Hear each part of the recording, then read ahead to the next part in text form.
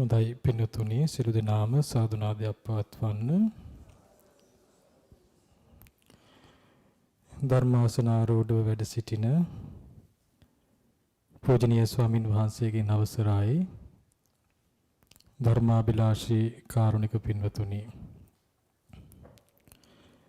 අද බෙරික් ශාක්‍යමුනි සම්බුද්ධ විහාරස්ථානයේ මේ උතුම් වස්සාන කාලේ පවත්වනු ලබන 10 වෙනි ධර්ම දේශනාවයි මේ ආකාරයෙන් සිද්ධ වන්නේ. ඉතින් අද ඒ වෙනුවෙන් ධම්සුව ආරණ්‍ය සේනාසනාධිපති පූජනීය ඉහළ ගොකරැල්ලේ පාසාදික ස්වාමින් වහන්සේ වැඩම කර සිටිනවා. ඉතින් මේ වෙලාවේ අපි විහාරස්ථානයේ වෙනුවෙන් ස්වාමින් වහන්සේ ඊටම ගෞරවයෙන් යුක්තව අපි පිළිගනු ලබනවා. ඒ වගේමයි ස්වාමින් වහන්සේ කරගෙන යන්නා වූ සියලු ශාසනික කටයුතු බොහොමත්ම හොඳින් සිද්ධ කර ගැනීමට තෙරුවනේ ආශිර්වාදය ආරක්ෂාව සැලසේවා. ඒ වගේමයි ස්වාමින් වහන්සේට නිදුක් නිරෝගී සුව දිගාසිරි සම්පත්තිය සැලසේවා කියන ප්‍රාර්ථනා කරමින් ධම්ම දේශනාව සඳහා ආරාධනා කරනවා. Today's Dhamma sermon will be preached by Venerable Ihala Gokaralle Pasadika Thero, who is the chief incumbent of Dhamsu Aranya Senasana in Melbourne. This is the 10th Dhamma sermon conducted at Berwick Vihara during rainy retreat. So now I invite Venerable Ihala Gokaralle Pasadika Thero with much respect for the Dhamma sermon. Theruvan Saranai.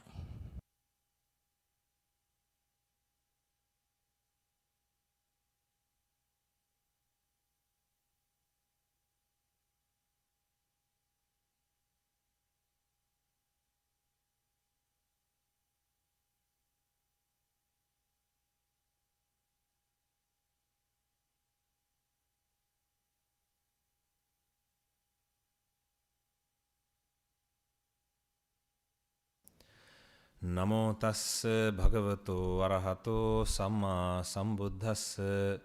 Namo tassa bhagavato arahato samma sambuddhassa. Namo tassa bhagavato arahato samma sambuddhassa. Dear all, today we are going to start our Dhamma discussion. In this occasion, it's very nice to see all of you, and I don't know whether you are interested to listen to Dhamma. It's really rare to see such a young crowd encouraged and interested to listen to the Dhamma and practice the pathway. So I hope you guys are here with your own will and interest, not by force of your parents. That's my ultimate goal, by the way. So as we all know, Buddhism is an ancient teaching system. I think almost all of you know that Buddhism belong to 6th century BC, 6th to 5th century BC, which is more than 2,500, 600, 700 years before our time. So, especially among our young generation, because the party who invited me for this Dhamma discussion explained about the understanding of the young generation of Buddhism and how they try to practice and how they understand Buddhist concepts.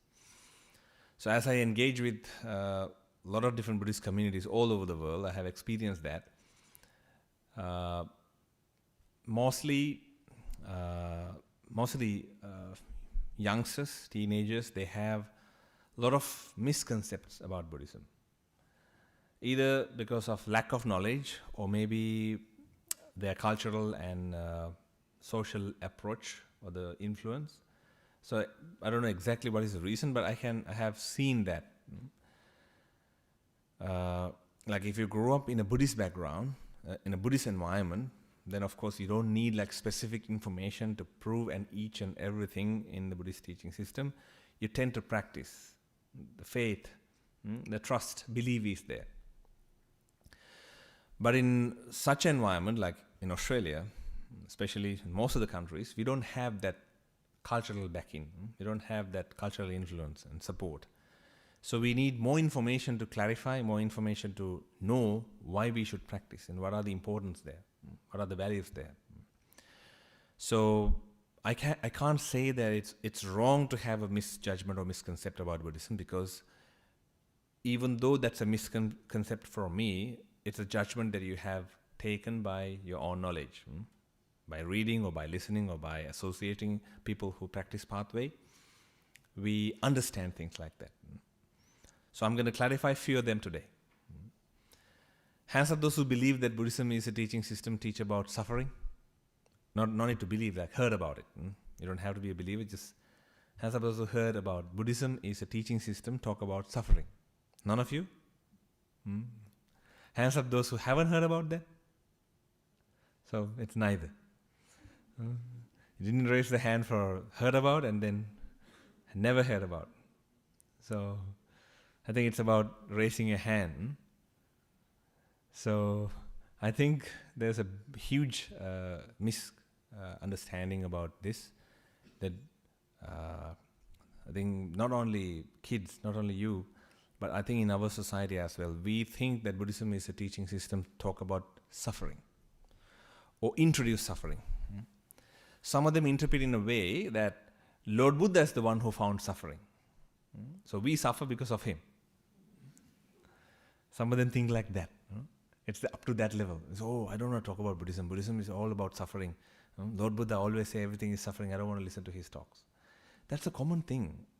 Even though maybe some of you don't say that, it's a huge misunderstanding in our society. I have to clarify that first. Buddhism never encourage suffering.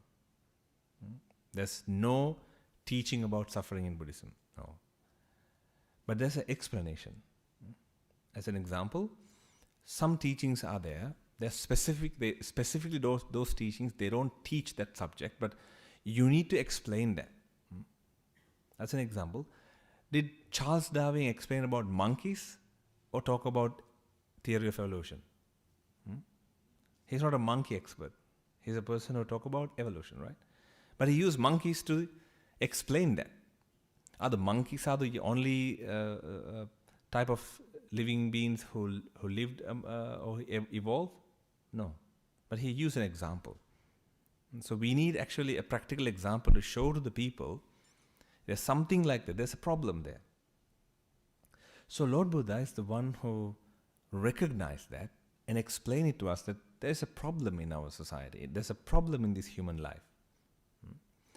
Some of them are blind that they couldn't even see that there's an issue, that there's a problem. The suffering, some of them don't even think that suffering is that much of a big problem until you suffer. So you can't go for any pre-preparation for that because you have no idea about suffering. You have no idea about what is going on there. Like simple example, we all pass away one day, right? That's inevitable. We're all going to die. Can we talk about it in public easily? Like, can we tell our parents, I'm going to die anyway, so what about this? Can we talk about it? No. That'll consider as a negative thing. Talking about death is considered as unauspicious in our culture. Even if I say sometime, when I pass away, you had to do this and this and that. And my devotees say, don't say like that. They act like that I'm not going to pass away. Each and every one of us is going to pass away one day. That's okay. That's the nature. We have to accept it. That doesn't mean that you have to die now. You will die eventually one day. That's the ultimate truth, right? Even though we fall into sicknesses, if someone contemplate on themselves and say that I may fall into sickness in the future, so I have to do something about it. We may recognize that as negative. Even though that we don't want to associate with the people who we don't like, if you talk about it, then people will recognize that as a negative. So there's a point here. Imagine there are two different characters. One contemplate about sicknesses, contemplate about death, contemplate about aging, contemplate about associating with the people that they don't like. And there's another person do not contemplate at all. There's another person who don't even want to worry about it. Which one will get the more suffering? Which one will suffer most when they have to face it? The person who don't contemplate. So this is more like a preparation. This is a contemplation. Not condemning your life. We don't try to practice or generate negative thoughts in your life. No, that's not the intention. Intention is to recognize the danger. There is a problem, of course, that we can't avoid. That doesn't mean that you have to stop working and stop studying and everything and then fully practice meditation only and then don't eat any food. No, that doesn't mean that. Buddhism is about understanding it. So the first noble truth, that is suffering. Dukkha Arya Satya. Lord Buddha say, Dukkha Arya Satya is a type of Arya Satya that we have to understand. It's an Arya Satya or a noble truth that one have to understand. That's it. Not to overcome, not something to overcome, not something to worry about. Just understand. Understanding can help you to overcome it. So imagine if someone understands we're going to fall into sicknesses one day and people are going to pass away. We're going to grow up and then we're going to age. Aging can bring suffering to us. That's an understanding. Okay? So did Lord Buddha dedicate his entire life to explain how painful this life is? Was that his target? Was that his entire motivation in his life? No. He just pointed out. He just showed to the people, there is a problem. I don't know whether you can see it or not. There is an issue there. He just pointed out the issue. And then after that, rest of the thing is about solutions. So if you look at the percentage, I think around 5 to 10% of them are explaining the trouble. And then 95 to 90% is about solution. The entire Dhamma, the entire teaching system, try to explain what are the solutions to overcome the suffering. So in other words, how to find the ultimate happiness. He used a word in Pali, Nibbanang Paramang Sukhang. He was actually in search of the ultimate happiness. So in that way, Buddhism is a pathway to develop the ultimate happiness and share it with everyone. So when you have an issue, if you have a problem, if you have to solve that problem, if you have to find a solution to that problem, the first thing that we have to do is to find a solution? No. To study what is the problem. So if you have an issue, you have to understand what is the issue. Understanding about the issue, understanding about the trouble is almost half of the solution already. So that's what Lord Buddha did. He understood, he recognized, and then he explained it. But just explaining about suffering, just teaching about suffering and concepts will not give you any benefits. Only that. Suffering, of course, contemplation on suffering will give you benefit, but if you only talk about it, that will create a lot of negative mental factors within you. That will reach into a different level. That's what the Nigantas did. Niganta religion, in their teaching system, they say, no, everything is suffering, so you have to suffer. Suffering is the pathway to reach Nibbana, according to them. That's not Buddhism. Buddhism did not encourage that. And Buddha said, no. Suffering is there because of a reason. Reason is craving. Craving is the problem. You can't eradicate suffering without eradicating craving. So he found the pathway and he showed the pathway. If someone wants to eradicate suffering, you have to eradicate craving. There's no other solution for that. To eradicate craving, you have to practice a pathway that is called Noble Eightfold Path. So, according to my understanding, you can read the entire Sutta Pitaka, or entire Abhidhamma Pitaka, entire Vinaya Pitaka, you'll find the same thing. The majority of the knowledge is about how to practice this Noble Eightfold Path. Some of them are supportive factors, Some of them are direct approaches. Some of them are preliminary conditions. So different type of explanations are there to how to develop this pathway.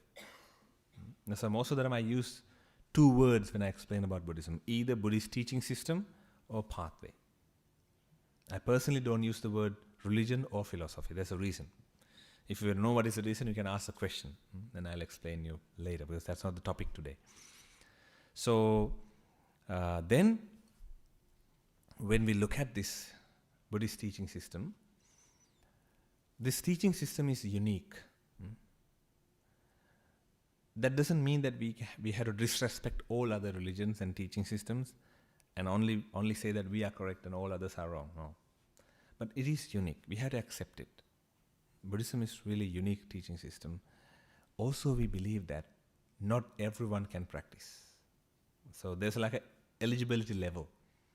They call it faculty knowledge, right? If you don't have enough faculty knowledge, no matter how hard you try, you can't practice. I hope, I wish and I see majority of the people who have the opportunity to listen to Dhamma, at least up to that level, I believe that they have enough faculty knowledge and the meritorious deeds in their previous lives. That's why they have the opportunity, at least. So in a way, this audience is fortunate enough to associate Buddhist teaching system. Not only monks, not only reading books, but the entire society. You're fortunate enough, you're lucky enough to associate that society, at least. To engage with such a discussion about it. And also, the first beautiful quality about Buddhism is you can ask questions. You can ask any question from anywhere. The doors of Buddhist teaching systems are open. You should ask questions, actually. If you don't ask questions, you won't be able to understand or develop Buddhist pathway. If you just listen and say yes to me, you may learn something, but you may not be able to understand everything. To understand personally, you have to question about each and everything. Why you're doing this and that? What is the reason of this? It's really good. I think that's what most of your parents can't tolerate. I think when you ask questions, why you're doing this, why you're doing that, then they get angry sometimes. I'm not. You can try me. You can try me after the Dhamma talk if you want. You can ask questions. This is the pathway to access the knowledge of Lord Buddha. That's what the people did, actually. You can see the Sutta Pitaka. A lot of people, they ask questions from Lord Buddha. And so many different type of philosophical questions, logical questions, simple questions, explanatory questions, different type of questions are there. So this entire pathway is about finding an ultimate solution to all the problems. So imagine a mind that you would never feel pain again. Imagine a mindset that you'll never feel suffering again. Imagine a mindset that you'll never disappoint ever again. Imagine a mindset that you're always happy and relaxed and light. That's that kind of ultimate level of a mind. Person who reached Nibbana experienced something like that. Even person who reached up to a stable attainment, a Maggaphala level, experience like that. So that's a practical experience. So I'm going to the next understanding there about it. I'm touching the most difficult and dangerous topic in the first day when I encounter you. That is whether heaven and hell is real. That is a very burning question, the big burning question in the young society, right? First misconception is about suffering, so I think you have cleared it out. Buddhism is not talking about suffering, it's talking about the happiness. All right, I'm just briefly explaining these things. And is Devaloka and Apaya real? Are they real? And then we have, I'll bring all these things together. Is rebirth real?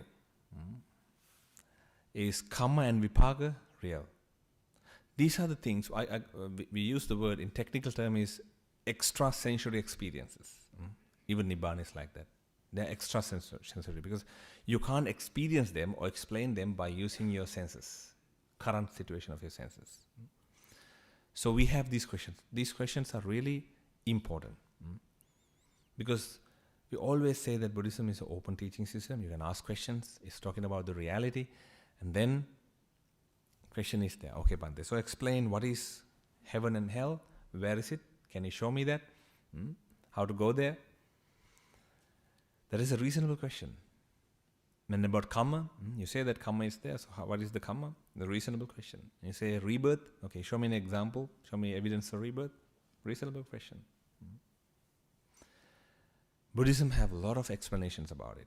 But unfortunately, some of your knowledge may not be able to understand that because those concepts are very advanced. As an example, the explanation about the material formation. We talk about material formation in Buddhism. This is 6th century BC again, a time that people didn't even knew about atom. Buddhism is talking about ultimate materials, which mean the finest level. We use the word anu, which means molecule. So Buddhism explains an ultimate level. So in a time that people have no idea about atoms, Lord Buddha was talking about ultimate materials. Not only that, up to today, still, no one knows about ultimate mentalities. Just like, if you go to the ultimate level of material, that is atom, maybe electrons, up to that level. If you look into mental section, you don't have a mental element. We can't explain what is the finest level of the mind. But Buddhism, yes, we talk about ultimate mentalities, that nama and rupa. So ultimate mentalities are there, the ultimate. So in the ultimate material explanation, we explain about material formation. So there are different type of formation can be there, other than human, invisible. So we already know that germs exist, right? If we calculate the amount of cells in your body and amount of germs in your body, which one is higher, germs or cells? Germs. So you have more germ than a human. Because you have less human cells, more germ cells. So you have more bacteria and fungus than a human. I think more bacteria than a human. So in that way, but can we see that bacteria body within us? We can't see it. At least thanks to microscope we can see, but not from the naked eye, right? So how about a different dimension or different type of material formation? We can't. So we have evidence already to show it's possible the material will form in a different order in a way that they exist but we can't see it. So you already know it. So if we already know that there is a material formation is possible, so we can at least, that's about simple logic. Then the same logic we can apply to deity's realm or other realms, because there's a possibility of realms. Of course we can't verify because we can't see it by our own eyes, but there's a possibility. If someone cut it off and say there's no possibility of heaven without evidence, then that's not a logical answer. That's not a logical argument, right? If the argument is logical, it should be, yeah, there are possibilities of different material formation. We have evidence already. We already have it, like as an example, DNA. No one have ever seen a DNA yet. It's still a concept.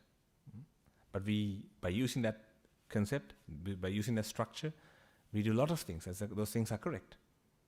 But we haven't seen a DNA yet. That doesn't mean that DNA doesn't exist. Same way, if a material formation in different dimension is possible, according to our understanding, there's a possibility of another realm. There's a possibility of another living beings, another realms among us or above us or below us or anywhere. So that opened a gateway. So that opened a gateway for you to understand, at least to accept, yes. So this teaching system is talking about something advanced that we can investigate. So we can investigate about it rather than making a comment, right? And then about rebirth. I think rebirth, there are a lot of different scientific explanations for rebirth as well. About the rebirth stories of the kids, about the in detail explanations. Especially kids who explain about their previous life, they provide in detail information. Those in detail information are like sometimes 99% accurate. You can never train 4-year-old, 5-year-old kid to remember all this And there's some incidents, there's no link between that person who explained and the real story. But they explain the entire story accurately. That means that they have a memory from somewhere, not from here.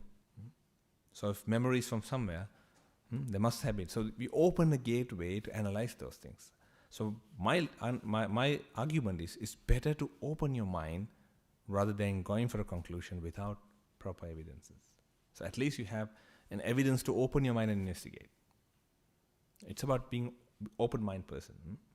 And also, we talk about karma. Karma is easy to explain. Karma is actually kind of mind pattern. So if you practice karma in a certain way, that certain practice or certain pattern that you repeat again and again create an intensity in your mind to experience something. Karma is actually your own mind. There's no storage for the karma. It's a mind pattern. You train your mind in such a way by doing the same thing again and again, or you train your mind in such a way by doing one thing with more intention, like heavy intention, that will lead to create the same mind pattern again in a different manner. That actually comes with the ultimate mentalities. So it's just the mind. Karma based on that. Because according to Buddhism, karma is not the most powerful. Most powerful thing is not karma. So what is the most powerful element among all these elements? Mind. Mano pubbangama dhamma, mano setta manam. Mind is the most powerful element in the entire world. Not only for human, also for deities, brahmas, all other living beings, everyone. Mind is the most powerful. So karma is created by the mind. Can karma just automatically appear? No, it's intention. When people ask on Lord Buddha, what is the karma? Chetanaham bhikkhave kammam vadami. Karma is the intention. So, now we have an understanding, right? Karma is the action. No, that's wrong. That's what the Jain teaching system said. Karma is the action. Buddha said, no, karma is the intention. It's the intention, not the action. Even though if you perform an action without intention, that doesn't count as a good or bad karma. It goes to both sides. Even if you do a good thing without intention, it's not a good karma. So which means you have the intention. The mind pattern should be there. If the mind pattern is not working in the proper manner, then you're not in that. So these are the open gateways. You can start investigating about it. You can start understanding about it. You can start slowly develop that pathway up to a certain level just by understanding from there. That's how we investigate. That's how we develop our mind. That's how we learn things. That's how the intellectuality works. Not by commenting or not by just accepting or talking about the misunderstanding or misconcepts. Because Buddhism, I use this word more often. I say that Buddhism is the oldest free-thinking system in the world. So we are the oldest atheists in the world, in a way. Because Buddhism is the only teaching system back then that talk about anyone can believe anything, but still you can be a part of this community. Good example is there. Not each and every one who were like near to Lord Buddha, like fully devoted. King Kosala was a devotee of all other schools, almost all other schools. There were 6-7 major schools were there. He was a devotee of all these places. Achelaka's devotee and Yuganta's devotee, but he was also a very good friend of Lord Buddha. And you know who is Anathapindika, right? The merchant who supported Lord Buddha, Siddhartha. His daughter was married to a Jain or Niganta family. And he had to pay money for his own son to go to the monastery and listen to Dhamma discussion. Unfortunately, you don't get that opportunity. He got a 1 gold coin every day if he listened to Dhamma. That's a wonderful way to earn money, actually. You can suggest that to parents. Anathapindika paid 1 gold coin. Come on, you can pay $10 for me to go to Berwick temple and listen to Dhamma. One Dhamma talk costs $10. So then But Anathapindika's son, Anathapindika is the closest devotee to Lord Buddha. He was just next to him all the time. But his son didn't want to go to temple. And he was okay with it. He didn't force him to go. But he tricked him in a way. He gave him gold coin and said, okay, you go to the temple. If you go, and I will give you a gold coin. So like that, slowly he managed to send him to the temple. But so that shows that whatever the belief system that you have, Lord Buddha did not discriminate you based on that. The person who tried to kill Lord Buddha, Devadatta, in the last moment Buddha said to Venerable Ananda, he said that, dear Ananda, I was searching for a small good quality of Devadatta to help him. All these years I was looking for opportunity to help Devadatta. He's talking about the person who tried to execute him, person who tried to kill him, person who tried to take his life and disturb Buddha's asana as much as possible. And Lord Buddha said, I was waiting for an opportunity to help this person.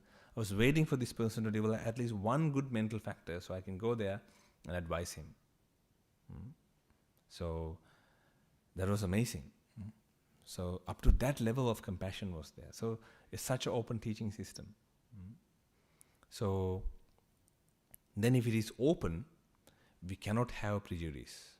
So the biggest problem in the Buddhist teaching these days, or belief in these days, I think, we are already filled up with prejudice.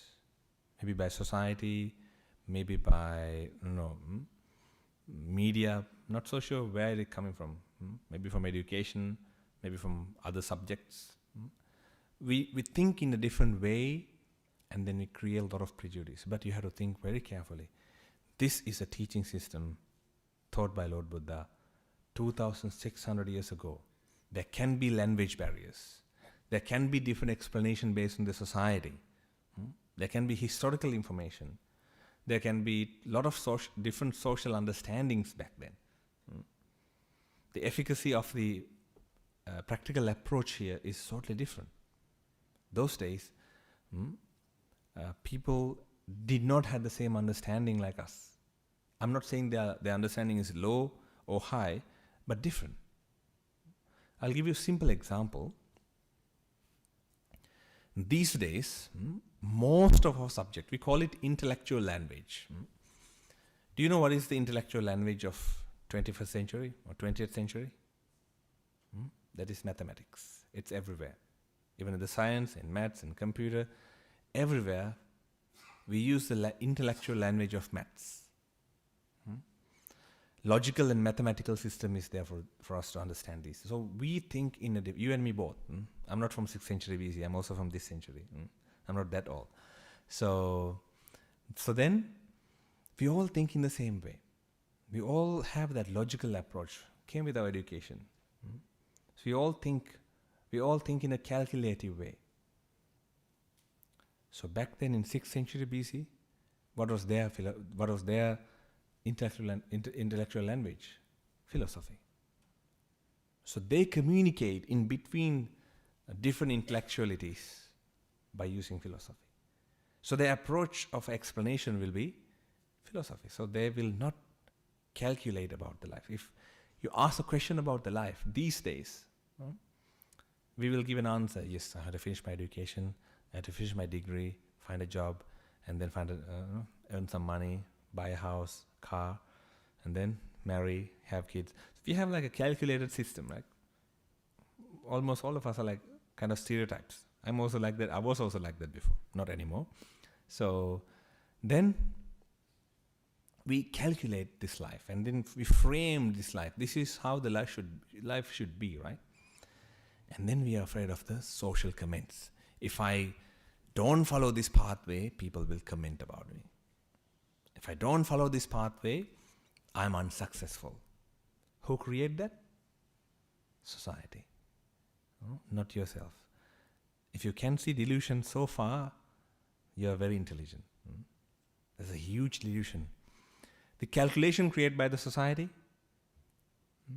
I'm not blaming anyone, but that's the we think of ourselves that this is how we show that we are successful to the world. we don't do the things that we really enjoy. We don't do the things that we really want. We calculate how much money we can earn by doing that. What the society will think if I do this. Do they will consider me as a successful person or not? So that's the way we calculate now. That's why we have the mathematical approach. We analyze. We use the statistics and we analyze. And then we understand. But back then, no. Lord Buddha was a prince who had everything. If he was a layperson, he could have ruled the entire world. That much of meritorious deeds were there. But he gave up everything for his understanding. So he understood. Not only him actually, even though that we criticize Nigatanathaputta's character a lot in Buddhism, not Buddha did not do that actually. Lord Buddha did not criticize, or Lord Buddha did not blame anyone else, but he explained the different type of beliefs are there. Some of them leads you to a wrong direction. That's it. Otherwise, he don't really blame or criticize or anything. It's us who compare all these things. But Nigatanathaputta was also from a royal family of Lichavi. He gave up everything and went to forest and meditate. So imagine someone takes such a decision. What could trigger that person? Philosophy. The philosophical approach of their life. The discussions of those teachings. Buddhism is not the only teaching system that is popular from 6th century BC. Achelaka, Paribrajaka, Ekasataka, Niganta, there are a lot of teaching systems. And the Vedic teaching system, still available. Still you can read other books as well. So you can see their stories, you can see their approach. They were discussing with each other. When they discuss with each other, they did not measure their success by wealth or education. They measure their success by understanding. They measure their success by the knowledge of faculties. They measure their success by their intellectuality, the philosophical approach. So this teaching system designed in such an environment to address that philosophical. So if you can't look at Buddhist teaching system in that angle, that's a big disaster, because this is not a calculative teaching system. The value system is totally different from that. I think I explained in this very place, I think 2 years ago, 3 years ago, I did a Dhamma talk in Berwick Temple, and I asked a question from kids, what is the reason that you love your parents? A lot of kids, they provide a lot of different answers, because they brought me to this world, they nurture me, they give me enough food and shelter and everything. When I asked the same question from parents did not have an answer. So I showed that. That's called ultimate love, unconditional love. Parents don't need a reason to love their kids. But kids always have a reason to love them and also sometimes to hate them. Parents, no. Parents don't have a reason. One time actually I asked this question from, not in this audience, different audience. One mother said, Bande, what kind of question is that? Why should I have a reason to love my kids? She was like a little bit unhappy about the question as well. I can understand that. Why? Because it's not a reasonable question. You ask from a parent, why you love your kids? Of course. Because it's unconditional.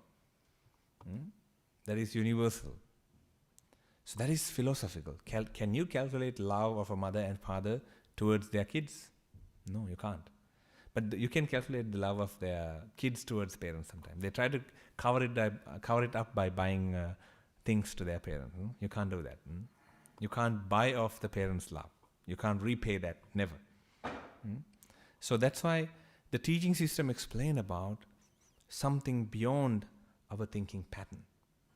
That's why I always say, I'm not going to change your thinking pattern. I'm not asking you to change the thinking pattern. If you want to understand the concepts, you have to change the thinking pattern and understand. It's like a language. When you learn a language, can you learn the language by thinking based on your own language? If you think based on your own language and culture, you can never learn that. You may be able to read and write, you cannot master that.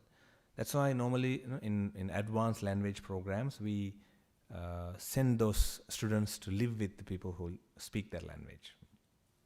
Integrate with the society. Why? To think like them. You have to think like that. So if you want to learn a foreign culture, you have to be with that culture and then think like that.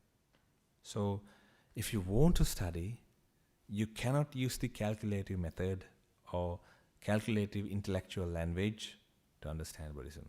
It's a philosophical language. But Buddhism is not a philosophy. I think we have enough time to explain that. Why? Philosophy have its own definition. Philo and sophia, love of knowledge. It's a Latin word. You can search online. It's love of knowledge, philo and sophia. So Buddhism is not a teaching system who keep on seeking knowledge and asking questions. No. Buddhism have an ultimate goal. The ultimate goal is to reach the ultimate bliss of Nibbana, to find the ultimate happiness, to eradicate all the desires, to eradicate all the problems. That's the ultimate goal of Buddhism. So ultimate goal of Buddhism is not to gather all the knowledge. It's not to argue about everything. It's not to explain everything. No. A lot of especially foreigners ask me that I'm the foreigner here, I think, because I think non-Sri Lankan communities ask me sometime, can Buddhism answer each and every question? I say, no, of course not. Buddhism don't talk about nuclear science. We don't talk about microbiology and all. So, no, of course not. But Buddhism can answer all the questions related to ultimate happiness. Yes, that's correct. If the thing is related to Nibbana, if the thing is related to suffering, if the thing is related to ultimate happiness, yes, then we can answer.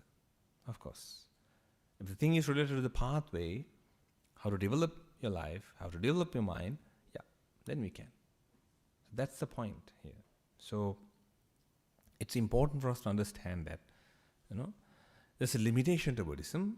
The limitation is to find the ultimate happiness.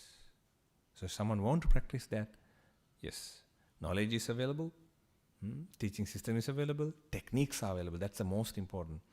I haven't discussed about this yet, but the most beautiful or preserved knowledge of Buddhism are the techniques.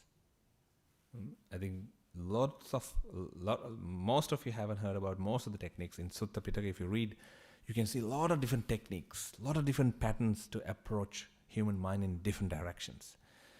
They were advice for different type of mentalities, different type of personalities. Different addresses are there, different approaches are there. It's really beautiful. The way that Lord Buddha explained things with the different directions, different approaches to understand it. It's really, really amazing. So that's why we cannot put Buddhism into philosophy. And then religion? No. Religion means religio or religare from Latin and Greek linguistics. They explained about approaching to eternal power or something like that. To believe. No, Buddhism is not about believing. It's about understanding. That's why I say we have a word called Shraddha. We translate that as faith. But I'm not saying the translation is wrong, because of course there's no other word to use in English. Because English language is not designed to explain a teaching system like Buddhism. So there's no proper word for that. So that's why we say it's an understanding and knowledge based on Buddha's teachings or Buddha's knowledge. Like as an example, you read about Buddha, you know about Buddha, you understand about Buddha, then you develop trust about him. That is faith. That is Shraddha. So then, if you believe something blindly, that doesn't mean that you're a person with faith. No. So in that case, Buddhism cannot put into religion, because also there's another technical approach to that, because Buddhism cannot put into any monotheistic or polytheistic approach. Buddhism is not talking about monotheism or polytheism. So religion is to explain about monotheism and polytheism. That is about one God and pantheon. So, and because of that, Buddhism is not in the category of philosophy or in religion. So then we create a new category. Some say it's a realism. I like that word, even though it's not a real word in the dictionary. Realism, like the teaching system who try to investigate or find the reality. And then we use the word a lifestyle or way of life, also possible. And some say it's a teaching system Some say it's a bunch of techniques. I can agree with all those, but not with philosophy and with religion, because it may have philosophical approach because it's knowledge. It may have religious approach because it's integrated with the culture. Like in Sri Lanka, of course, we have a lot of religious activities combined with Buddhism, of course. A lot of things are there. And in our culture, we have a lot of philosophical approach of Buddhism in our life. But Buddhism is not a philosophy or religion. Approaches can be there. It's more of a way of life and a bunch of techniques that you can practice. So Buddhism is really and amazingly practical. Pragmatism is the beauty of Buddhist teaching system. So you can practically apply that. And also, you can't see the true value of Buddhism, you can't see the true nature of Buddhism until you apply that, until you practice that. Simple example, that is anger. Lord Buddha said that there are three main issues and main problems when you think about your mind. In our mind, you have three different weaknesses, that is attachment, or we can say mental factors, attachment-based mental factors, anger-based mental factors, and delusion-based mental factors. There are three. And Buddhism is talking about eradicating all attachment-based mental factors, all anger-based mental factors, and all delusion-based mental factors. Okay? So when you eradicate all these things, you reach Nibbana. Okay, so just take one as an example. Eradicating the anger. Practice metta meditation for 1 month or 2 months. For some time, you can investigate yourself. You practice meditation for a while, and then you see the level of your anger. You will see your anger level will reduce slowly. You can practice Asubha meditation, you will see that your attachment level is going down slowly. You can practice Anicca meditation or something like that, then you can see that your delusion level is slowing down. So you can experience that. You can do it and see. It's a practical thing. I can't show it. It's your mind. You can practice compassion and see your anger will drop dramatically if you do it correctly. So the meditation techniques that Lord Buddha explained are amazing. I think most of us forget about something really, really important and powerful, that is chanting. And these days people consider chanting as like not that much of a intelligent thing to do. They believe that intelligent people meditate.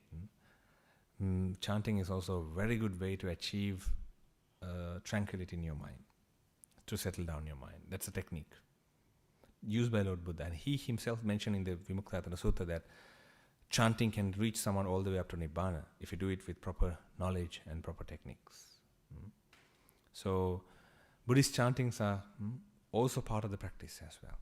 And listening to Dhamma talk like this here is very important. It can help to encourage yourself to practice and gain more and more knowledge. And also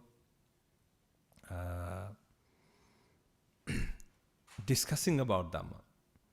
I think we may listen to Dhamma talks a lot, but in our society, I think not that much of lay teachers who teach the Dhamma, who talk about it to others. I don't know, it's very unfortunate. Our society consider practicing Buddhism as a boring thing, but practicing yoga as a classy thing.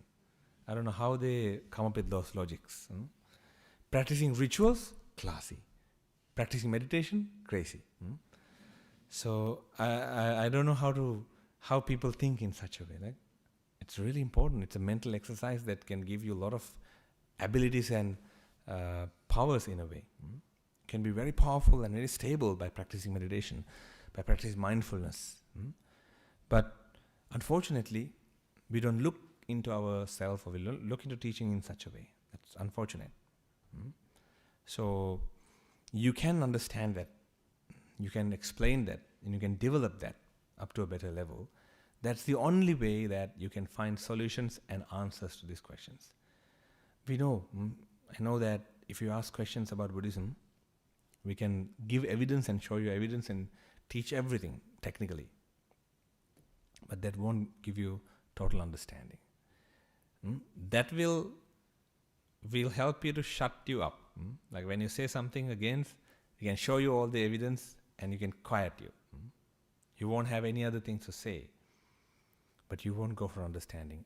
Go for an understanding, you have to apply that.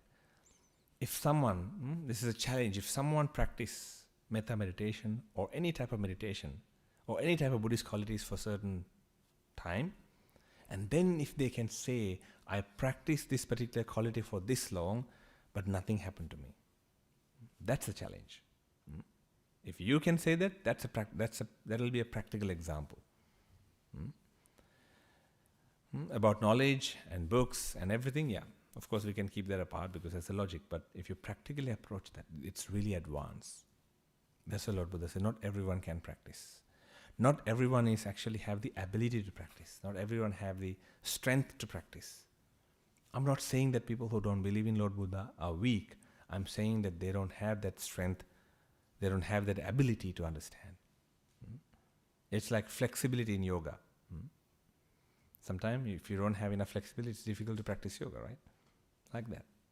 So you may not have those abilities within you, but even though, if you try to understand, if you try to practically approach, practically apply that, you will find amazing solutions. You'll find amazing results.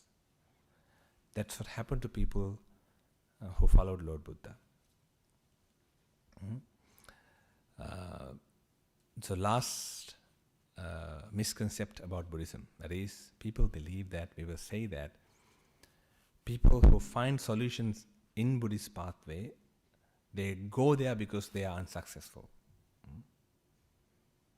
We say that we practice Buddhism because you are unsuccessful, so you go there just to find a solution. So look at the history. Lord Buddha himself could be a wealthy king who ruled the entire world.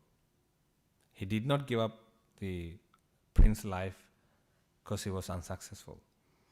Sariputta Bhante and Moggallana Bhante from really wealthy families. Mahakashapa Bhante from wealthy family, but they were successful in their life. Of course, we have few stories about people who have gone through difficult time and then became monks and nuns, but not everyone. The 500 Shakya prince or relatives of Lord Buddha became monks when he visited his place. And Yasa, the first monks after 5 Arahantas, he and his 54 friends became monks. They were all successful young people. They were not unsuccessful. And Mahakappina and his entire ministry, all this entire staff became monks. They gave up the life and became monks, not because they are unsuccessful. I can give you like over 100,000 examples to explain that people who were in their peak, who were really talented, who had everything, gave up everything and practiced Buddhism. A lot of evidence are there. So it's not a pathway of us unsuccessful. It's a pathway of people who have wisdom.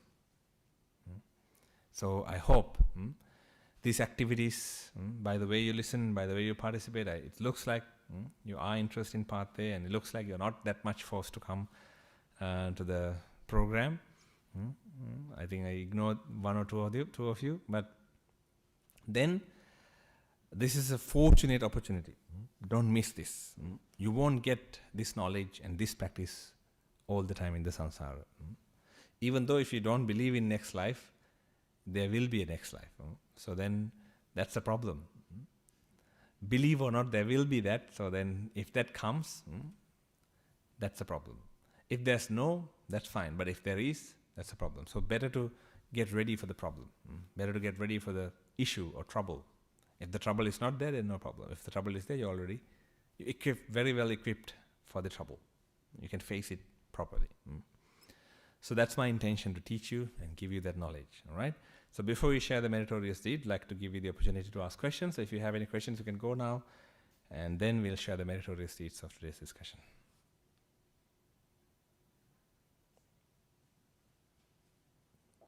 Any questions?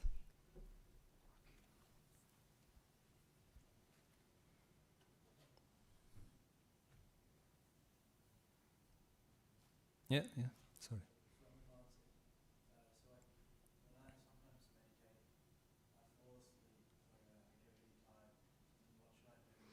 Of course, like sometimes the sleepiness in meditation is not because of that it is not a byproduct of meditation. It's because maybe we are tired during the day. So mostly for most of the meditators, I encourage to do early in the morning when they are fresh and when they have enough strength. And also we have a word, I think you have heard about it, Kaya Viveka, Chitta Viveka, Upadi Viveka. Kaya Viveka means enough rest to your body is important to meditate. So most of the meditators, even the monks who train under us, they have the same problem. Even for a monk, if you work so hard and if you don't really sleep well, then if you meditate, you will fall into sleep. Yeah, then it's difficult. So the first condition that I recognize there is not enough rest to your body. So if you fall into sleep, either it can be because of that. According to Anguttara Nikaya 5, Lord Buddha explained that it can be because of food as well. There are type of food that make us feel sleepy. So for a meditator, it's better to practice if you continue to feel sleepy while doing meditation, then you should practice like walking meditation. And then when you settle, you can sit and practice meditation again. And then again, if you feel sleepy, you get up and walk and then sit again. But if you don't feel that every day, if it is occasional, you can ignore that. Occasionally, you can be sleepy and tired in meditation. That's totally fine. But when you develop your mind slowly, you will definitely change that, and you will slowly develop your mind into like a stable level. It happened with all of us, like even monks and even like the professional level meditators who meditate like 10, 14 hours a day also fall into this problem. So there were like time when I meditated back then, I slept like for hours. I don't know that I was sleeping, was tired. Yeah, but continue meditation like that. So my teacher back then, he said, even if you want to sleep, you come to meditation hall and sleep. Can't go to the kuti. So I had to spend like 8 hours in the meditation hall sometime.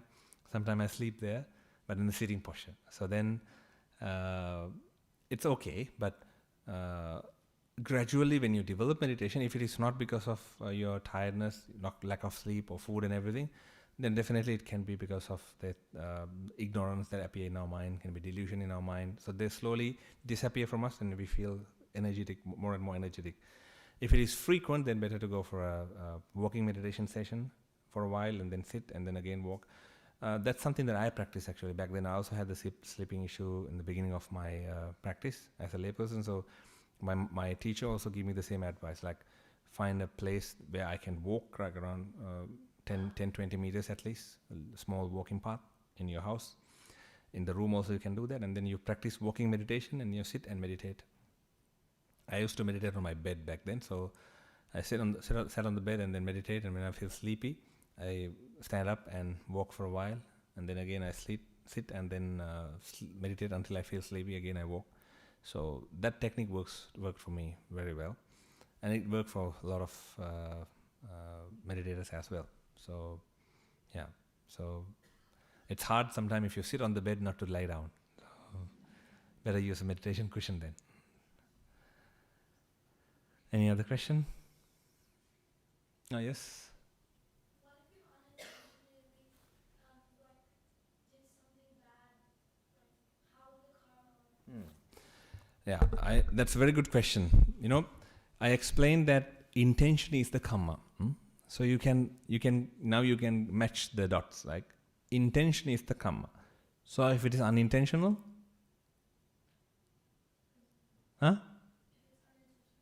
yeah, then yes, exactly. Simple. So intention is the karma. No intention, no karma. So that's the simple and easiest logic that you can keep in your mind. So if you do something unintentional, don't worry about it. If you worry about the thing that you have done already, that's a new karma. That's intentional. So you may get bad karma for something that you haven't done or something that you haven't accumulated just because you thought that you have accumulated and then you worried. Worrying is a bad karma. Worrying is not good. So whenever you verify, no, I didn't have any intention. No. If you have a doubt, that's a problem. If you have a doubt whether I had intention or not, then that's a problem. If you're 100% sure, no, there was no intention. So give it up right away. No, there was no intention, so I did not accumulate the karma. Clear that up. But if you have a doubt, I also say that's a doubt. So I'm not so sure that whether I have done it or not. Not so sure mean it's also unintentional. So think like that and remove it. If you have done something intentionally, a bad karma, still it's a bad thing to remind it again and again and worry about it. Worrying about a bad karma will create a more bad karma as well. So if you have done something wrong, I'm not personally telling you, all of you, so if you have done bad karma, the best thing to do, you determine yourself, I'm not going to do this ever again, and then continue. Reflecting on the bad karma in the negative way, or anger-based way, or disappointment, will create bad karma. But if you're reflecting on them with the support of Dhamma to correct yourself, that's not a bad karma. Like as an example, imagine that you're a person who get angry all the time, you have said something really bad to your parents, and then you're really upset about it, and then you ask for forgiveness, and then the case is closed. And whenever that comes to your mind, you should not worry about it. You should discipline yourself. Like you should talk to yourself and determine and say that I'm not going to do that ever again. That's a determination. That develop the effortfulness in your mind. Any other question? What exactly is meditation? Because it's not just sitting or... No, yes, actually no. Meditation is really, it's really complicated in a way. Like there are 3 different pathways, we explain that, okay? So mainly we use the word contemplation and concentration and insight, so being insightful. Mostly, I think most popular technique, there are pattern of techniques. So the first category, being mindful. If you're being mindful throughout the entire day, there is also type of meditation. So not the entire subject of meditation, but yes, just being mindful throughout the day can be a kind of meditation. You're like getting into meditation by being mindful. So it's like or contemplating about things around you also can be a meditation. It's more like you're analyzing things in that way. And then if you just concentrate on something, also can consider as meditation. And the third level is you look at things with more insight. So insightful thinking pattern. You try to analyze everything into the fine level, which is really difficult. We call it vipassana, which is difficult for like in our level, beginning level. You may have to like study that more into deeper level and then practice and then go for fine in detail explanations of Dhamma. Then you can practice insight meditation. So the meditation, like in general, if you contemplate, concentrate, or practice insight, that considered as a meditation. So as you say, no, meditation is not just sitting and closing your eyes. No. I know someone who can meditate for 1 hour without any problem. Everyone was happy about this person. And then at the end of the retreat, I asked him, wow, you were really good. You practiced really well. And that you're a really good example for others as well. And I said, no, Bhante, I didn't practice at all. I said, how come you sit so nicely and you sit in a proper posture and then everyone was like admiring you? Yeah, I know, but I could not meditate. I try to concentrate. I practice yoga and I do exercise every day, so I can maintain my straight back and legs in the cross-legged posture and sit properly for a long time. But I can't meditate because my mind runs away all the time. It's wandering all the time. So I said, how did you manage all these days then? Oh, I think about songs and movies and this and that. So just sitting will never say that you're meditating. Sitting will be just posture. So maybe you are running and you can meditate at the same time. So sitting is just a posture only. Meditation means either awareness or concentration or the analyzing part. So you have to do either one of these things properly, then that become a meditation. That's actually the Buddhist definition of meditation. If you look into other meditation, I think some consider like in psychological perspective, painting also can be a meditation. Music can be meditation, but that's a different perspective. Buddhism, mainly these 3 things: awareness, concentration, and analyzing. Okay, anything else? I have to quickly scan for the raise hands. Yes? That's a very good question as well. First thing, you are aware about yourself. You will be aware about yourself by being mindful. The person who practices mindfulness will be aware about themselves. These days, we have a big problem. We don't know sometimes what we want. We don't know what type of person you are. We don't know people around you, what they want, what type of person they were. So it's very important for us to understand people around us and yourself. So Buddha said that always, the most important thing to understand is not the person who's next to you, it's you. So to understand yourself, you have to be mindful. But the most important thing is not that. When you become mindfulness, if you become mindful, you can monitor good and bad deeds that you do. You can reduce the bad deeds and you increase the good deeds. Lord Buddha say, mindfulness is like a gatekeeper. Gatekeeper can block the bad people, bring in the good people. That's what the mindfulness does actually. If you practice it to the highest level, there's a level of mindfulness that you can block all the unwholesome things away and only take in wholesome things in. That's, if you look into the mind, it's more like you are very mindful not to generate anything unwholesome in here, but to generate all the wholesome things. So that's the biggest benefit of mindfulness. Other than that, there are a lot of things, especially for kids. Education. Mindfulness is the memory according to Buddhism. Mindfulness is the memory. If you're mindful about something extremely, you can remember that very well. That's why you guys remember movies and cartoons very well, but not your lessons. Because you're mindful about it. When you watch a movie, you like it. You're mindful. You live with that.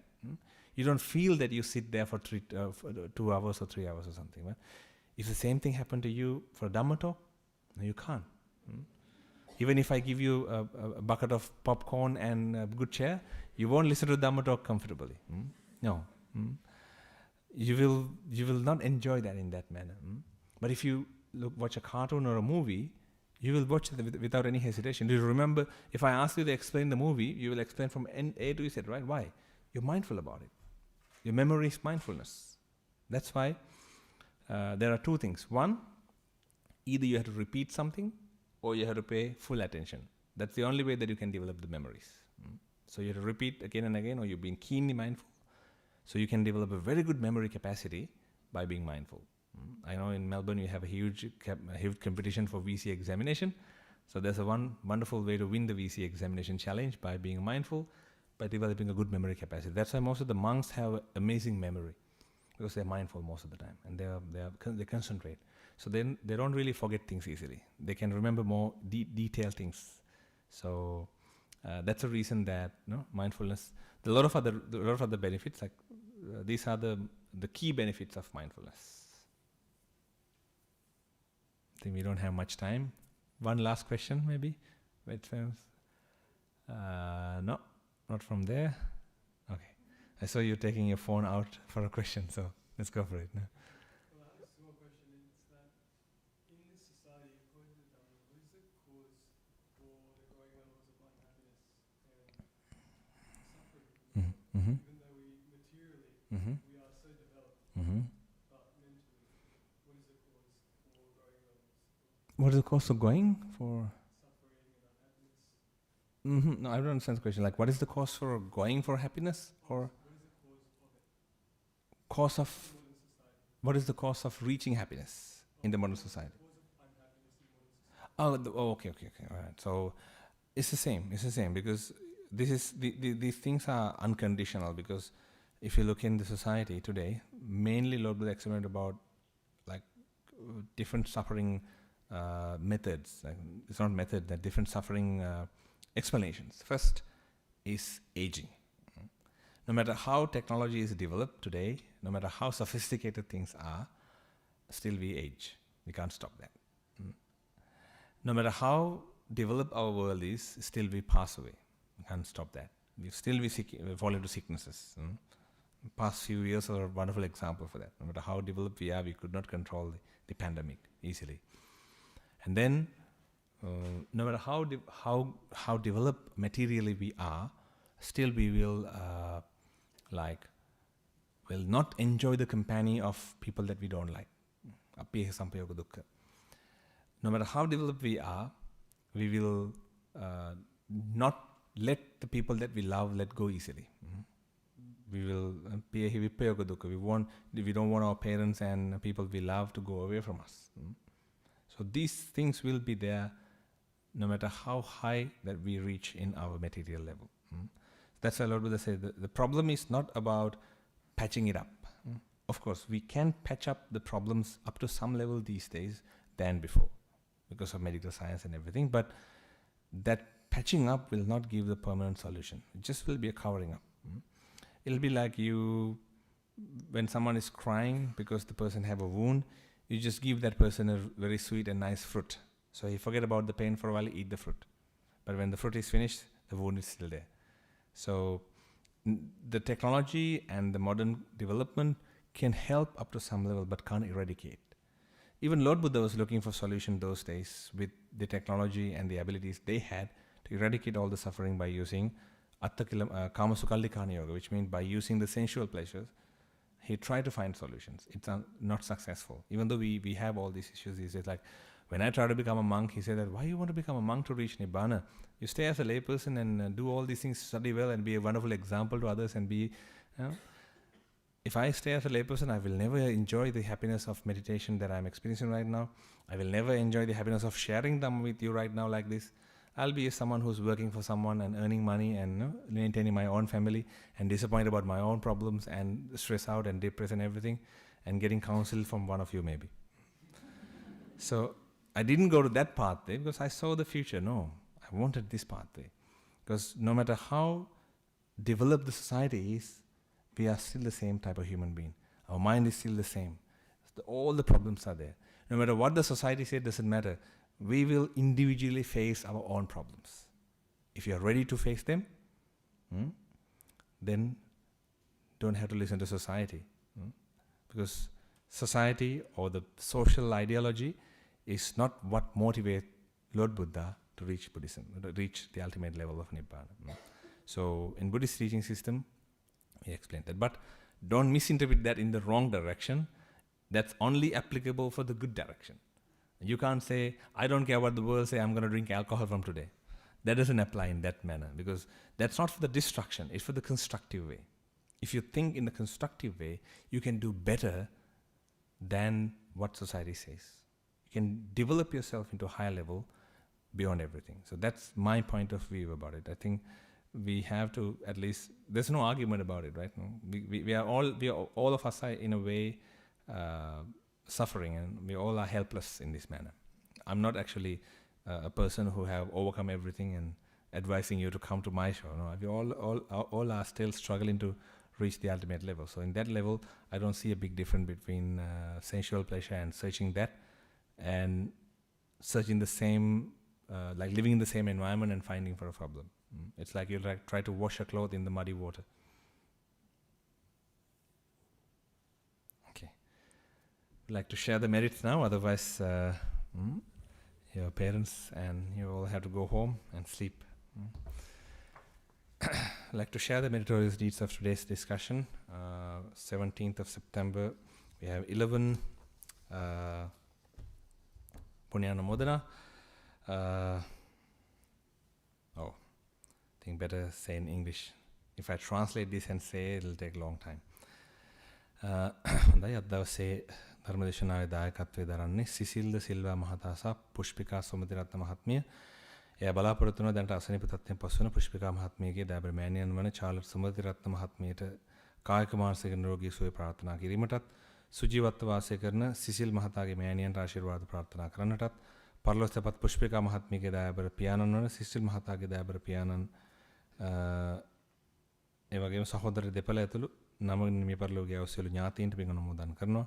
සැප්තැම්බර් මාස 16 වෙනිදා උපන්දිනයේ යෙදෙන සිසිල් සිල්වා මහත්මයාට නිදුක් නිරෝගී සුවපත් බහ ප්‍රාර්ථනා කරනවා. ඒ වගේම දිනිති සහ සෙනිති දියණියන් දෙපළට සහ වින්දිනු පුතුණුවන්ට තෙරුවන් ආශිර්වාද ප්‍රාර්ථනා කරනවා. ඒ වගේම ඔබ සියලු දෙනාටත් මේ සෙත් ප්‍රාර්ථනා කරන්න බලාපොරොත්තු වෙනවා. ඒ වගේම ඉන්දික සුමතිරත්න මහතා සහ සරසි විතානගේ මහත්මිය බලාපොරොත්තු වෙනවා. ඉන්දික මහතාගේ ආදරණීය පියාණන්ව පරලෝකසපත් WM සුමතිරත්න මහත්මයා සහ සරසි මහත්මියගේ ආදරණීය පියාණන් වන පරලෝසපත් උපාලි විතානගේ මහතා නමින් මිය පරලෝකීය සිළු ඥාතීන්ට පින් අනුමෝදන් කරන්නට. ඒ වගේම දැනට අසනීප තත්ත්වයෙන් පසුවන ඉන්දික මහතාගේ ආදරණීය මෑණියන් වන චාල්ස් සුමතිරත්න මහත්මිය නිරෝගී සුවය ප්‍රාර්ථනා කරන්නටත් දැනට සුජීවත්ව වාසය කරන සරසි මහත්මියගේ ආදරණීය මෑණියන් වන සෝමා වික්‍රමරත්න මහත්මියට තෙරුවන් සරණේ ආශිර්වාදේ ප්‍රාර්ථනා කරන්නටත් යනුලි සුමතිරත්න ආදරණීය දියණියට ඉදිරි අනාගතයට තෙරුවන්ගේ ආශිර්වාදේ ප්‍රාර්ථනා කරන්නටත් මේ අය බලාපොරොත්තු වෙනවා. ඒ වගේම නිලුෂා මහත්මිය සමිත මහත්මයා දියණිය වන හරණි සහ පුතුණුවන් net විසින් බලාපොරොත්තු වෙනවා සසර පුරා මියගිය දෙමාපියන් සහ ඥාතීන්ට සසර දුකින් මිදීම සඳහා සියලුපින් හේතු වාසනා වේවා කියා සුජීවත්ව සිටින දෙමාපිය නෑදෑ හිතමිතුරන්ට ධර්මාභෝධය පිණිස මෙපින් හේතු වාසනා වේවා රටවාසී ලෝකවාසී සියලු සත්වයන්ටත් කල්යාණ මිත්‍රයන් වහන්සේලාටත් සසර දුකින් ඈතර පිණිස මෙපින් හේතු වාසනා වේවා ප්‍රාර්ථනා කරනවා. ඒ වගේම ඉන්දික ප්‍රමිතා මහත්මිය සහ ඉන්දික මහත්මයා විසින් ඉන්දික මහත්මයාගේ දෙමාපියන්ට පින් අනුමෝදන් කිරීම පිණිසත් ප්‍රමිතා මහත්මියගේ දැනට අසනීප වී සිටින දෙමාපියන්ට තුන්වන ආශිර්වාදයෙන් ඉක්මන් සුවය ප්‍රාර්ථනා කිරීමටත් තිරාණි සහ මල්නී දුව දියණියන්ගේ අධ්‍යාපන කටයුතු සාර්ථක කර ගැනීමට තෙරුවන්ගේ ආශිර්වාදය ප්‍රාර්ථනා කිරීමටත් පැමිණි සිටි සියලු දෙනාටම ධර්මාභෝධය ලැබේවායි ප්‍රාර්ථනා කරනවා. ඒ වගේම ධම්මිකා මහත්මිය සහ දේශප්‍රිය මහත්මයා විසින් ධම්මිකා මහත්මියගේ අවුරුදු 95ක් පිරෙන ආදරණීය මෑණියන් වන ඩී.ජී. හින්නිනෝනා මෑණියන්ට සහ දේශප්‍රිය මහතාගේ ආදරණීය මෑණියන් වන ධර්මලතා මීපගේ මෑණියන්ට තෙරුවන්ගේ ආශිර්වාදය ප්‍රාර්ථනා කරනවා. සුදේශ් පරණවිතාන පුතා සහ සමාධි පරණවිතාන දුවට තෙරුවන්ගේ ආශිර්වාදය ප්‍රාර්ථනා කරනවා. ඒ වගේම අද ධර්මදේශනා පැවැත් වූ දේශකයන් වහන්සේටත් මේ පින් අනුමෝදන් කරන බලාපොරොත්තු වෙන වගේම ගෞරවනීය බෙරික් ශාක්‍යමුනි සම්බුද්ධ විහාරයේ විහාරාධිපති තැන්පත් රාජකීය පඬිතු දිගමඩොල්ලේ විමලානන්ද ස්වාමීන් වහන්සේ ඇතුළු වැඩ වාසය කරන සියලු ස්වාමීන් වහන්සේලාටත් මේ පින් අනුමෝදන් කරන බලාපොරොත්තු වෙනවා.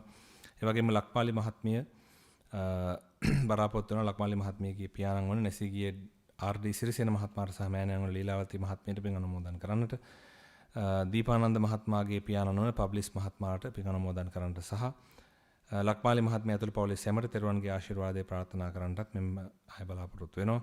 ඒ වගේම ලල්ලේ සිරිවර්ධන මහත්මිය සරත් සිරිවර්ධන මහත්මයා සහ දියණියන් වන ඊයමාෂී සහ ඉසුරි බලාපොරොත්තු වෙනවා. සෑම දිනකටම චතුරාර්ය සත්‍ය අවබෝධ පිණිස මේ කුසල හේතු වාසනා වේවා කියලා ප්‍රාර්ථනා කරන්නට. ඒ වගේම කාන්ති ඉදිරිසිංහ මහත්මිය නිලු රාජපක්ෂ මහත්මිය සහ රොෂාන් රාජපක්ෂ මහත්මයා ඔක්තෝබර් මාසයේ 22 වන දින 21 වන උපන්දිනයේ සමරන රවීන් පුතුණුවන්ට තෙරුවන්ගේ ආශිර්වාදය ප්‍රාර්ථනා කරනවා. ඒ වගේම දියණිය වන වෙනුකී රාජපක්ෂ දියණියට තෙරුවන්ගේ ආශිර්වාදය ප්‍රාර්ථනා කරනවා. ඒ වගේම කනක හේරත් මහත්මයා සහ හිතේෂා හේරත් මහත්මිය මේ පින් අනුමෝදන් කරන බලාපොරොත්තු වෙනවා. ජිනදාස ගමගේ සහ හේමා ගමගේ දෙමාපියන්ට ජයසේකර හේරත් සහ පද්මිනී හේරත් යන ආදරණීය දෙමාපියන්ට නිදුක් නිරෝගී සුවපත් බහ ප්‍රාර්ථනා කිසිතම් පින් හේතු වාසනා වේවා කියලා. ඒ වගේ මනෝජ් විදානපතිරණ මහතා සහ සංජි විදානපතිරණ මහත්මිය පින් අනුමෝදන් කරන අරමුණ මනෝජ් මහතාගේ සහ සංජි මහත්මියගේ 11 වන විවාහ සංවත්සර නිමිත්තෙන් තෙරුවන්ගේ ආශිර්වාදය ප්‍රාර්ථනා කිරීම සහ පවුලේ සෑම දෙනාට තෙරුවන්ගේ ආශිර්වාදය ප්‍රාර්ථනා කිරීමට මෙපින් හේතු වාසනා කරගෙන මේ නම් සඳහන් කළා වූ සියලු දෙනාටත් මම හිතන්නේ සුදත් හේරත් මහත්මයාගේ පින් අනුමෝදනාත් වෙන ඒ පින් පවුලේ සියලු දෙනාත් ඒ වගේම මේ පින් බලාපොරොත්තු වන සියලු දෙනාටත් මෙපින් එකසේ හේතු වාසනා වේවා. අද දවසේ මේ සිද්ධ කළා වූ කුසල ධර්මයේ මේ ලෝකවාසී මහා සංඝරත්නයට දෙවි දේවතාවුන් වහන්සේලාට ඒ වගේම යම් තාක් පින් බලාපොරොත්තු වන්නා වූ ඥාතීන් ඇතුළු සියලු සත්වයෝ මෙපින් දැක බලා සතුටින් අනුමෝදන් කරගනිත්වා කියලා පින් අනුමෝදන් කරමු. ඊතාවතා චාම් හේහි සම්බතං පුඤ්ඤ සම්පදං සබ්බේ දේවානුමෝදන්තු සබ්බ සම්පත්ති සිද්ධා. ඊතාවතා චාම් හේහි සම්බතං පුඤ්ඤ සම්පදං සබ්බේ භූතානුමෝදන්තු සබ්බ සම්පත්ති සිද්ධා. ඊතාවතා චාම් හේහි සම්පතං පුඤ්ඤ සම්පදං සබ්බේ සත්තානුමෝදන්තු සබ්බ සම්පත්ති සිද්ධා. ඉදම්මේ ඥාතිනං හෝතු සුඛිතා හොන්තු ඥාතයෝ ඉදම්මේ ඥාතිනං හෝතු සුඛිතා හොන්තු ඥාතයෝ ඉදම්මේ ඥාතිනං හෝතු සුඛිතා හොන්තු ඥාතයෝ ඉදම්මේ පුඤ්ඤං ආසවක්ඛ්‍යා වහං හෝතු සබ්බ දුක්ඛා පමුච්ඡතු සාදු සත්. දැන් කවුරුත් වන්දනා කරගන්න ආශිර්වාද කරනවා. සබ්බීති වජ්ජන්තු සබ්බ රෝගෝ විනස්සතු මාතේ භවත් අන්තරායෝ සුඛී දීඝායුකෝ භව භවතු සබ්බ මංගලං රක්ඛන්තු සබ්බ දේවතා සබ්බ බුද්ධානුභාවේන සදා සොත්ති භවන්තු තේ භවතු සබ්බ මංගලං රක්ඛන්තු සබ්බ දේවතා සබ්බ ධම්මානුභාවේන සදා සොත්ති භවන්තු තේ භවතු සබ්බ මංගලං රක්ඛන්තු සබ්බ දේවතා සබ්බ සංඝානුභාවේන සදා සොත්ති භවන්තු තේ සුඛ